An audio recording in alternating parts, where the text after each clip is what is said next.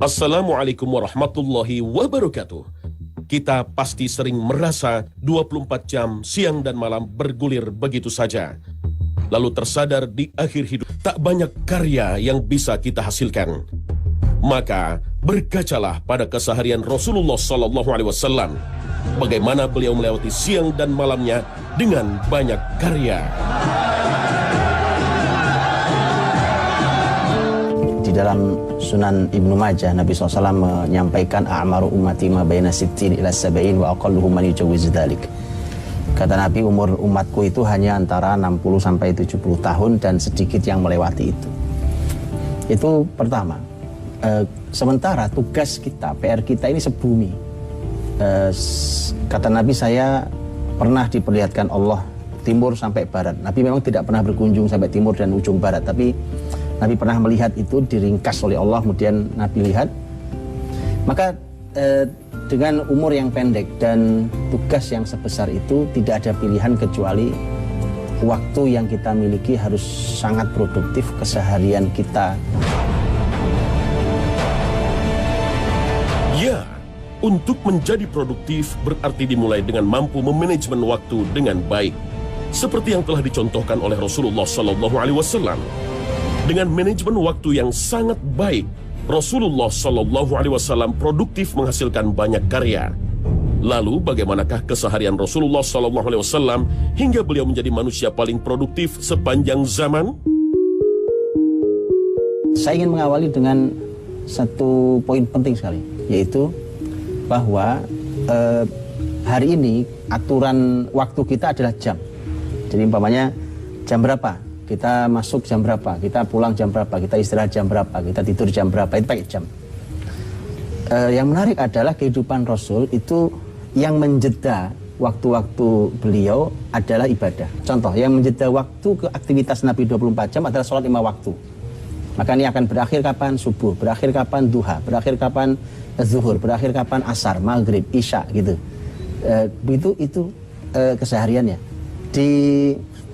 Di dalam umpamanya pekanan, itu kita punya tema pekanan. Pekanan itu ada hari Jumat yang juga menentukan. Jadi ada tema pekanan. Ada umpamanya puasa Senin dan Kamis. Jadi mengatur itu. Ada yang sifatnya bulanan. Ada kalau puasa ada al-ayyamul bid, umpamanya pertengahan bulan, 3 hari setiap pertengahan bulan. Atau umpamanya ada yang bahkan hanya tahunan sekali. Jadi seperti contohnya sholat id umpamanya.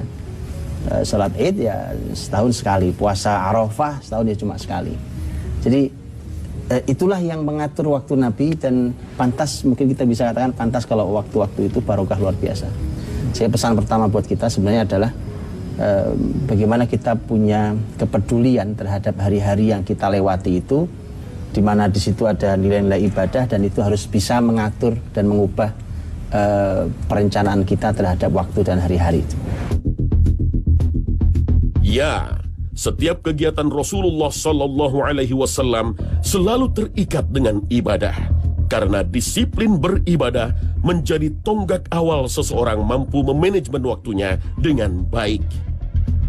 Lalu poin yang kedua adalah Rasulullah SAW selalu mengikuti aturan Allah Ta'ala, yakni menjadikan siang untuk bekerja dan malam untuk bersyukur kepadanya. Anggap umpamanya kita isya jam berapa di sini? Setengah 8. Oke, setengah 8. Anggap selesai jam 8. Anggap tidur jam 9 lah. Anggap tidur jam 9. Kalau tidur jam 9, kemudian kita akan lihat kapan Nabi bangun. Nabi Muhammad tuh Masya Allah, tidur bangun tuh diatur oleh wahyu.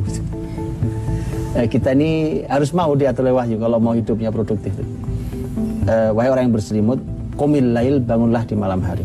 Illa qalila, kecuali sedikit, nisfahu, pertengahannya. Awing kusminhu qalila auzid alaihi, sedikit atau kurang, lebih atau kurang. Jadi Nabi itu bangun di nisfahu, pertengahan malam. Jadi Nabi itu tidur 4 jam, kurang lebih malam hari. Itu kalau di negeri tropis seperti kita. Tentu di tempat Nabi tinggal di Timur Tengah ada musim sangat dingin, itu malamnya panjang, dan ada musim sangat panas, itu malamnya sangat pendek. Itu lebih pendek lagi berarti tidurnya. Ya, Rasulullah Shallallahu Alaihi Wasallam beranjak tidur selepas sholat Isya. Ini tak lain agar umatnya mencontohnya dan mampu bangun di sepertiga malam. Tak hanya menjadikan malam sebagai waktu untuk beristirahat, Rasulullah Shallallahu Alaihi Wasallam juga menjadikan malam untuk bermunajat, memohon ampunan Allah Ta'ala. Rasulullah Shallallahu Alaihi Wasallam bersabda, Rabb kita Tabaraka wa Ta'ala turun setiap malam ke langit dunia hingga tersisa sepertiga malam terakhir. Lalu dia berkata, siapa yang berdoa padaku, aku akan memperkenankan doanya. Siapa yang meminta padaku, pasti akan kuberi. Dan siapa yang meminta ampun padaku, pasti akan kuampuni. Hadis riwayat Bukhari. Apa sebenarnya aktivitas Nabi di malam hari? Yang pertama adalah ayat tadi tentang ya ayyuhal muzammil qumil laila illa qalila nisfahu aw inqus minhu qalila aw zid 'alaihi warattilil qur'ana tartila. Jadi ada tema qiyamul lail yang di ayat lain kita tahu wa minal laili fatahajjad bihi nafilatan lak asa yab'atsaka rabbuka maqaman mahmuda. Tahajud, salat tahajud. Kemudian setelah itu warattilil qur'ana tartila, tartilkan bacaan Quran yang bisa dinikmati, yang tidak usah terburu-buru. Di dalam ayat lain juga ada pembahasan tentang orang-orang beriman itu wabil asharihum yastaghfirun, dan di waktu sahur, itu waktu sahur maka mereka beristighfar. Artinya sisakan waktu setelah salat tahajud kita walau sesaat untuk memperbanyak istighfar. Qiyamul Lail bukanlah ibadah biasa. Inilah ibadah yang sangat dianjurkan. Bagi yang melakukannya akan terhalang dari siksa api neraka, meraih derajat yang tinggi, dan mampu mengantarkannya menuju surga Allah Ta'ala. Selain beribadah, Rasulullah menggunakan sepertiga malam terakhirnya untuk melakukan aktivitas lainnya, seperti membaca buku. Aktivitas Nabi di malam hari itu yang itu nanti ditiru oleh para salafus soleh. Bahkan sampai hari ini pun ada ahli ilmu itu yang memang mulai beraktivitas pribadi secara ilmu, dia baca buku. Jadi bukan hanya tahajud, itu bahkan sudah dimulai di malam hari. Dan rasakan efektifnya waktu itu, jernih, bersih, segar, baru bangun tidur. Masya Allah itu dibandingkan dengan waktu sudah padat dengan kemacetan, keramaian, kebisingan, itu sudah sulit. Kota Nabi malam hari Masya Allah indahnya, karena kita bisa lihat beberapa riwayat, umpamanya Umar itu rumahnya ada yang di luar Madinah dulu, kemudian jalan kaki melewati kamar Aisyah itu radhiyallahu anha. Kemudian karena dulu kamarnya cuma satu kamar kecil, itu waktu qiyam kemudian terdengar Aisyah membaca salah satu ayat dalam surat Yusuf ketika Nabi Yakub mengeluh dan menangis karena kehilangan Yusuf. Innama ashku bathi wa huzni ilallah. Saya mengadukan semua masalah dan kesedihannya pada Allah. Aisyah menangis, terdengar menangis membaca ayat itu. Kemudian Umar pergi untuk keperluannya, kemudian kembali lagi masih mendengar ayat yang sama dan masih mendengar dengan tangis yang sama. Artinya malam-malam itu entah apa aktivitas Umar yang baik itu, kemudian ini ada aktivitas seorang Aisyah Ummul Mukminin radhiyallahu anha dan seterusnya. Malam di kota Nabi zaman dulu, zaman Rasul itu Masya Allah, itu malamnya malam yang hidup untuk ketaatan. Jadi kalau mau mengukur kota itu kota baik atau kota tidak baik, itu ukurnya malam hari. Karena kalau siang hari begini kan semua orang melek semua, ya kan? Tapi kalau malam tidak ada orang yang melek kecuali mereka yang memang ingin melakukan ketaatan atau mereka yang ingin melakukan dosa dan kesia-siaan. Ya, dari kisah ini kita bisa meneladani Rasulullah dalam mengelola waktu dan aktivitasnya di malam hari yang tentu saja penuh dengan ketaatan. Ada pertanyaan penting juga buat kita.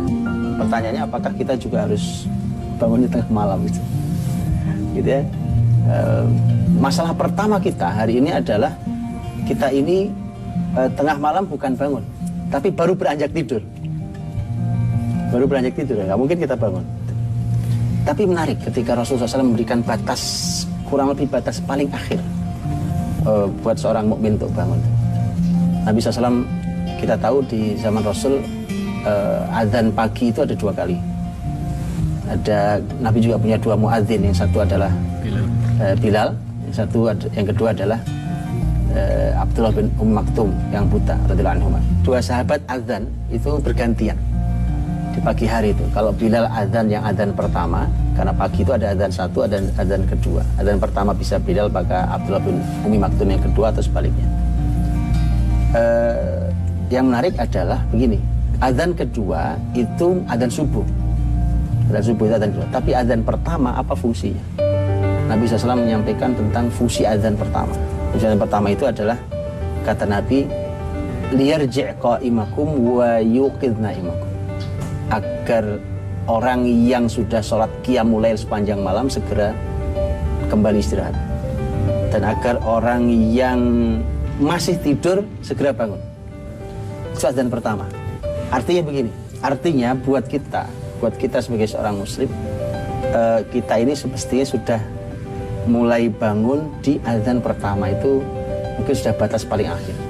Karena begitu kita lihat pertanyaan muncul, kapan azan pertama itu? Atau seperti kalimat Zaid radhiyallahu anhu ketika beliau menjawab pertanyaannya Anas bin Malik, kurang lebih jarak antara azan pertama dan kedua dengan jawaban qadra khamsina ayat, kisaran 50 ayat dibaca. Para ulama mengatakan 50 ayat dibaca itu artinya ayat yang sedang, bukan ayat yang panjang, bukan ayat yang pendek-pendek. Kalau ayat sedang 50 ayat dibaca, mungkin ukuran kita hari ini sekitar anggap 15 menit 20 menit. Jadi artinya sebenarnya azan pertama dan kedua itu sebenarnya jarak aslinya hanya sekitar anggap 20 menit paling jauh. Itulah waktu yang semestinya kita sudah mulai bangun. Innallaha yanzilu ila sama'i dunya fi thuluthil lailil akhir. Itu yang oleh para ulama disebut sebagai waktu utama. Saya ada sedikit pertanyaan Ustaz, terkait dengan bangun subuh itu. Apa yang kita lakukan pada hari ini mungkin jadi kita bertanya-tanya, kenapa tidur paling nyenyak itu pada waktu Allah perintahkan untuk bangun? Nah, kenapa ketika kita bangun Allah perintahkan, setelah subuh yang harusnya kita produktif, kita menjadi pengen tidur? Iya, terima kasih banyak saudara kita Rian. Ini kalau hari ini kan anak-anak muda lagi suka banyak membuat challenge, tantangan. Saya challenge menarik sebenarnya, tantangan menarik. Tantangan menarik itu gini, cobalah berusaha tidur tidak lama setelah Isya. Tidak usah pakai alarm atau apapun yang membangunkan kita. Cek, ketika kita berhasil pertama kali tidur dengan cara itu, coba lihat subuh bangun atau tidak. Itu pertama. Dan biasanya bangun, karena sudah lama sekali tidurnya. Satu. Terus lakukan itu, ini challenge berikutnya, lakukan itu sampai beberapa kali. Nanti coba tidak usah pakai alarm, kita akan bangun sebelum subuh. Ini challenge menarik nih untuk semua anak muda. Ayo dicoba kemudian cek, laporkan betapa. Disitulah nanti kita akan tahu bahwa ternyata sepertiga malam yang kita sebut sedang pules-pulesnya itu kesalahannya berarti terletak pada kapan kita mulai tidurnya. Yang kedua menarik, saya sampaikan tentang Ramadan itu. Ramadan itu saya merasa bahwa dalam 1 tahun itu 12 bulan itu Allah sediakan 1 bulan yaitu Ramadan itu untuk memaksa. Kalau ibarat gadget kita itu kita setting ulang. Kalibrasi. Jadi di reset dikarenakan sudah rusak 11 bulan. Paksaan itu dalam rangka memaksa untuk mengatur, mengembalikan sebagian setidaknya. Cuma kenapa tidak produktif waktu setelah subuh? Nanti kita akan lihat bahwa Rasul itu sangat produktif. Bahkan sampai waktu setelah subuhnya.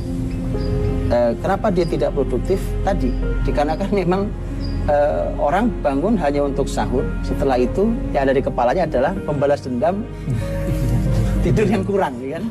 Lagi-lagi faktornya adalah karena ilmunya, karena tekadnya, karena tidur terlalu larut malam, dan seterusnya.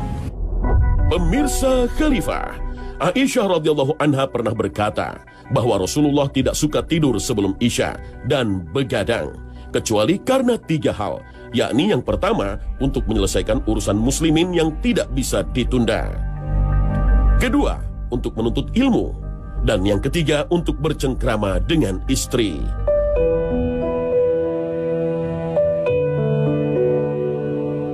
Pemirsa Khalifah, hal inilah yang bisa kita jadikan panduan dalam kehidupan sehari-hari. Jika setelah sholat Isya kita tidak bisa langsung segera tidur karena masih harus melakukan kegiatan lain, maka kegiatan tersebut haruslah yang bermanfaat.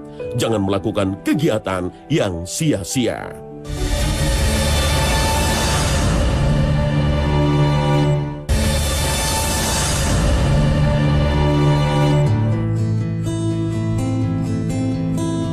Pemirsa Khalifah, semua aktivitas malam hari yang dilakukan Rasulullah akan diakhiri setelah azan pertama selesai dikumandangkan. Setelah itu Rasulullah biasanya akan tidur. Jika beliau tidak bisa tidur, maka Rasulullah akan menunggu sampai azan subuh. Setelah azan subuh, ada jeda untuk menunggu sahabat datang ke masjid sampai iqamat. Maka dari azan ke iqamat itulah Rasulullah SAW akan tidur. Anda mau nanya nih, Seth, berkaitan dengan tidurnya Rasulullah antara azan dengan iqamah. Baina azan wal iqamah, antara azan dengan iqamah kan Rasul katanya beberapa kali menyempatkan tidur. Sebenarnya ada gak sih, Seth, dalam sejarah atau tuntunan agama kita waktu ideal menunggu antara azan dan iqamah? Subuh lah, kita ambil waktu subuh antara azan ke iqamah tuh kira-kira kalau dimenitkan tuh di berapa menit, Seth? Iya. Kira-kira gitu. Iya, menarik. Jadi begini, ini berhubungan dengan beberapa hal sebenarnya. Yang pertama tadi ya, betul, berapa sebenarnya jaraknya. Tentu kalau hitungan menit tidak ada, setahu saya dalam hitungan teks dalil yang pasti juga tidak ada. Yang ada apa? Yang ada adalah beberapa pertimbangan mungkin dengan beberapa hal. Pertama, contohnya adalah Nabi SAW, bukankah Nabi pernah bersabda bahwa afdal salati rajuli fi baitihi illal maktubah, bahwa sholatnya laki-laki yang paling utama itu di rumahnya, kecuali wajib. Artinya Nabi sahabat dengan hadis itu pasti berusaha untuk sholat sunnah itu di rumah. Jadi tadi ketika keutamaan 2 rakaat subuh tadi, rakaat al-fajri khairum minad dunya wa ma fiha, bahwa 2 rakaat sholat sunnah qabliyah subuh itu lebih utama dibandingkan dunia dan seisinya, orang mesti mengejar itu luar biasa. Ya, dengan itulah maka mestinya kalau lebih utama lagi sholatnya di rumah, maka memang harus diukur masjid ini ada di sebuah lingkungan yang kira-kira orang paling jauh yang sampai ke masjid itu kira-kira berapa menit dia sampai. Kalau dia sempat wudhu, dia sholat 2 rakaat di rumahnya, sholat sunnah qobliyah, kemudian dia ke masjid dan tidak tertinggal takbiratul ihram imam. Itu saya kira hanya masalah kesepakatan, karena bisa jadi maunya ada satu masjid yang itu satu perumahan, atau masjid satu daerah, satu kampung, atau satu RT atau apa itu harus ditimbang. Nah, itu ditimbang sehingga dia tidak boleh terlalu cepat gitu. Kemudian juga tidak boleh terlalu lambat gitu. Jadi ini kemudian apa yang dilakukan oleh Rasulullah SAW ketika Nabi bangun sampai kemudian Nabi sholat berjamaah di sholat subuh hari, dan kita tahu subuh Nabi SAW adalah subuh yang hanya 2 rakaat tapi paling panjang dibandingkan sholat 4 waktu yang lainnya. Dan kita tahu juga ada kebiasaan Rasul dan ini menjadi sunnah juga ketika di hari Jumat pagi Nabi membaca terutama di rakaat pertama ayat sajdah, sholat sujud tilawah.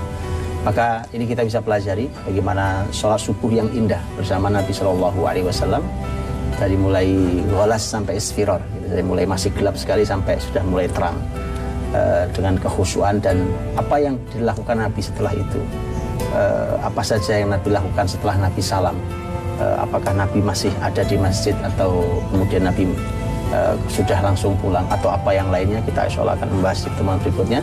Dan terima kasih banyak, jazakumullah khairan, dan kita akhiri. Assalamualaikum warahmatullahi wabarakatuh.